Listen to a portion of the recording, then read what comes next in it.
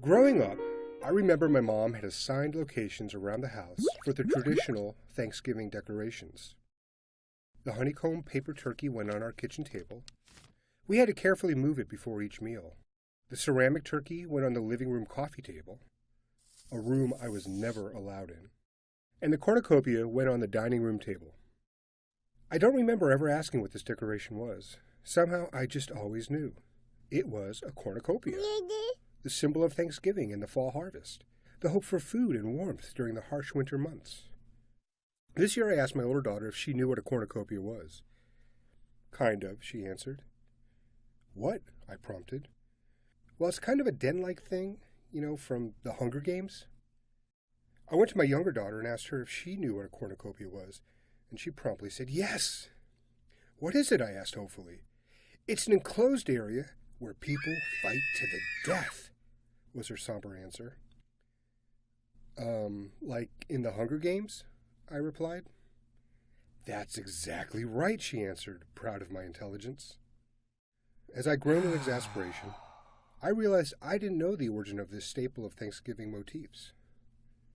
So I decided to research the cornucopia. Thanks to Wikipedia, I soon had my unquestionable information. It seems that baby Zeus was hiding from his dad. Not the fun hide-and-seek games we're all familiar with today, but one of those Greek tragedy versions of hide-and-seek.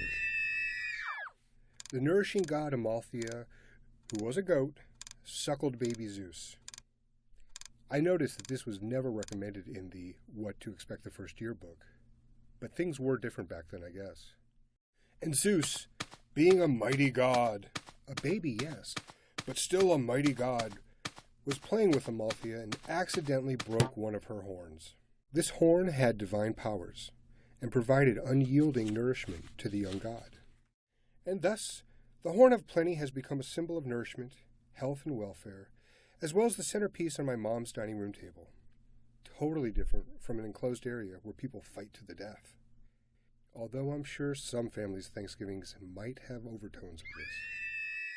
This Thanksgiving, I will try to educate my family with this interesting little tidbit of trivia, but I'm sure the only thing I will succeed in doing is to put the idea of us all watching the Hunger Games into their heads. And while watching the film, I'm sure I will hear the snarky comments. Now what's that den with the weapons in it called? A Cornucopia? No, it's a corn candy. No, it's a unicorn. Or is it a corn fritter? Or a corn on the cob?